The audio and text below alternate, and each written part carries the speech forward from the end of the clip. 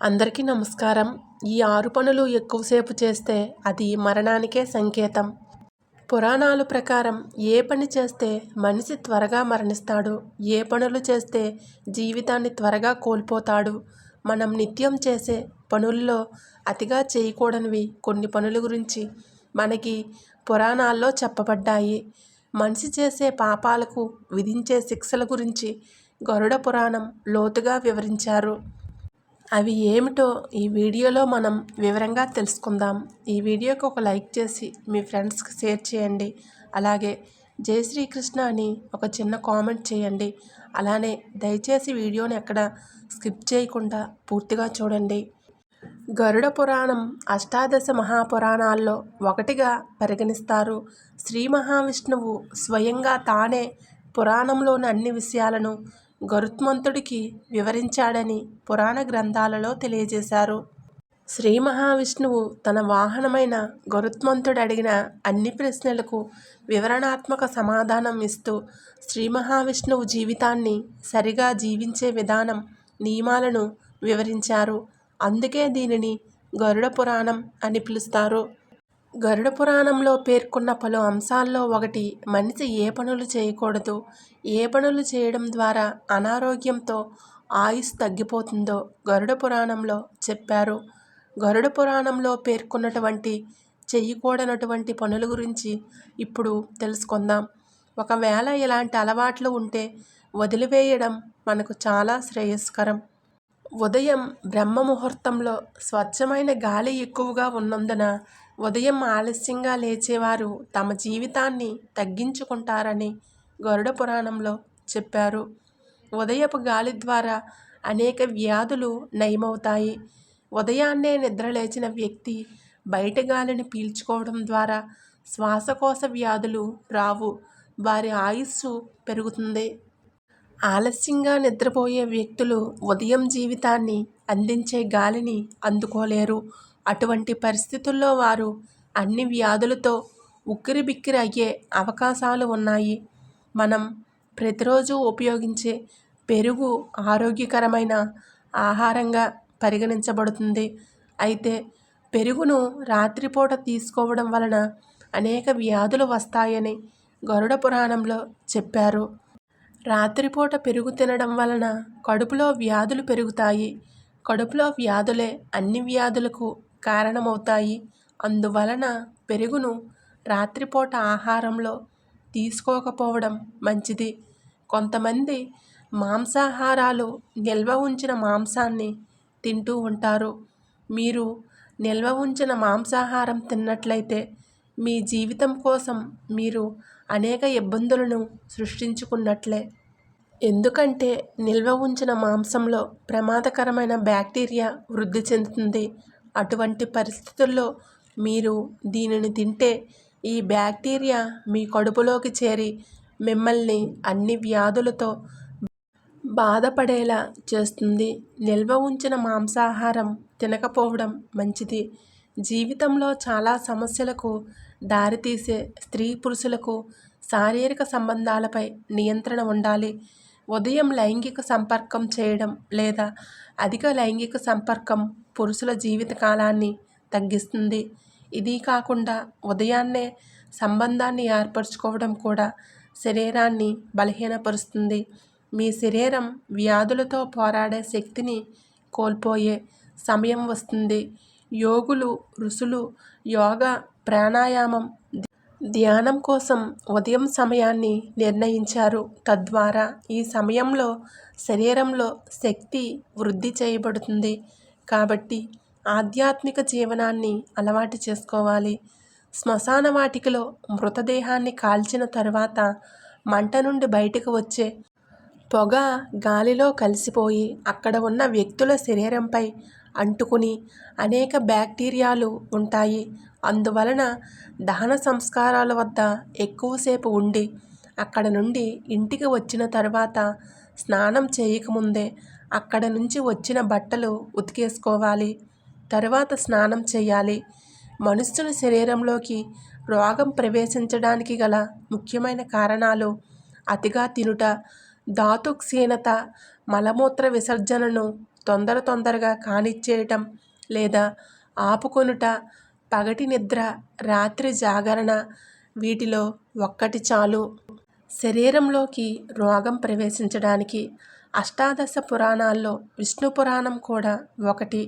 విష్ణు పురాణం వేదాలలో వేదం, శాస్త్రాలలో శాస్త్రం, జ్యోతిష్యంలో ఇతిహాసం, యోగ విద్యలలో యోగ విద్య, కావ్యాలలో కావ్యం, సకలలోక విషయం, సకల జన మనోరంజనం. పరమాత్ముడైన శ్రీ మహావిష్ణువు చరిత్రగల పురాణ సంహిత అది. ఇందులో మానవ జీవన విధానానికి సంబంధించిన అనేక విషయాలు తెలియజేయబడ్డాయి. వచన శైలిలో ఉండే ఈ పురాణం సర్గ, ప్రతిసర్గ, వంశ, మన్వంతర, వంశానుచరిత్రం అనే పంచ లక్షణాల గురించి తెలియజేస్తుంది. మునుపు బ్రహ్మదేవుడు దానిని స్వకీయ బుద్ధి విశేషముతో దక్ష ప్రజాపతికి చెప్పాడు. ఆయన పురుకుత్సుడనే రాజుకు చెప్పగా ఆ రాజు సారస్వతనుకు చెప్పాడు. అయితే ఇందులో మానవ జీవితానికి సంబంధించిన అనేక విషయాలు తెలియజేశారు. మానవులకు స్నానం అనేది చాలా ముఖ్యం. అయితే అతిగా చేస్తే అనర్థాలకు దారితీస్తుంది. ఎక్కువసార్లు స్నానం చేయడం వలన అనారోగ్యానికి గురికాక తప్పదు. సాధ్యమైనంత త్వరగా ముగించడానికి ప్రయత్నించాలి. రాత్రి సమయాల్లో కొన్ని విషయాలను విష్ణు పురాణం నిషేధించింది. ఎందుకంటే భూమిపై సృష్టి ఖచ్చితంగా విశ్వోద్భవ ప్రణాళికలో భాగంగా ఉంటుంది. రాత్రిపూట రహదారులను దాటకూడదు. సామాజిక అంశాల ఉనికి ఎక్కువగా ఉంటుందని బలంగా నమ్ముతారు. దీనివలన సామాన్య మానవుడు ఇబ్బందులను ఎదుర్కోవలసి ఉంటుంది. శ్మశానాలను రాత్రివేళలో సందర్శించరాదు. ఇక్కడ ఎప్పుడూ ప్రతికూల శక్తులు క్రియాత్మకంగా ఉంటాయి.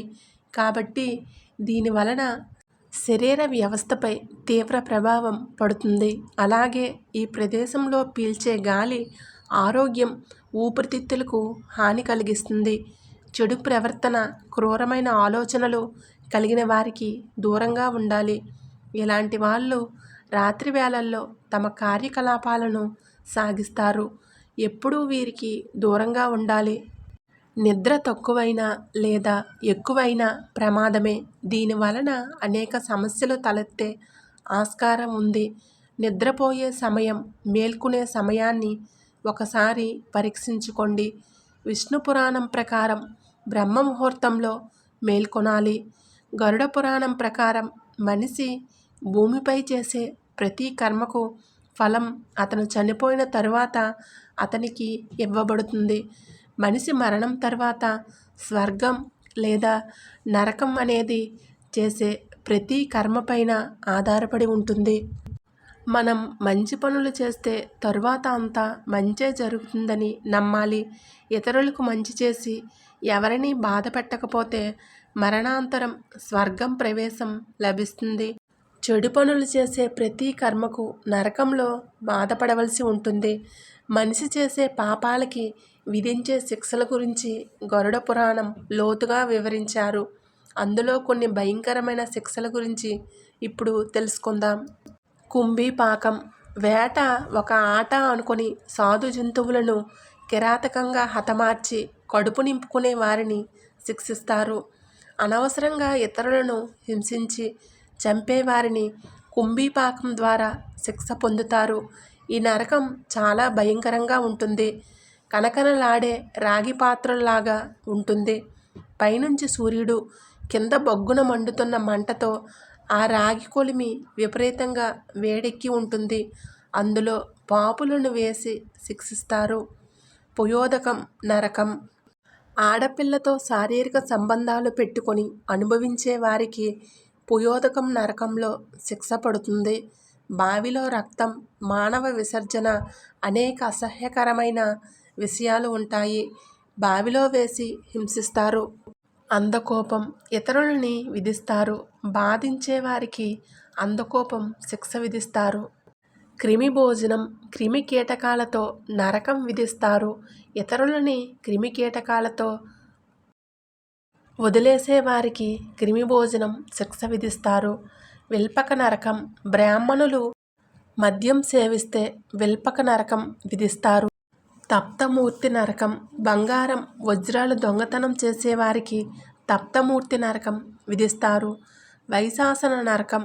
పేదలు ఆకలి దప్పులతో బాధపడుతుంటే తమ దర్పాన్ని ప్రదర్శించుకోవడానికి విందులు వినోదాలు చేసుకుంటూ అవతలి వారు బాధపడుతుంటే చూసి ఆనందించే దుర్మార్గపు మనసున్న వాళ్ళంతా ఈ నరకానికి వచ్చి పడతారు. లాలా భక్షణం ప్రకారం అతి కాముకులు భార్యను కట్టు బానిసగా కన్నా నీచంగా చూసేవాళ్ళు తమ ఆధిక్యతను చాటుకోవడానికి వీర్యం తాగించే వాళ్లకు ఈ శిక్ష విధిస్తారు. రౌరవ నరకం.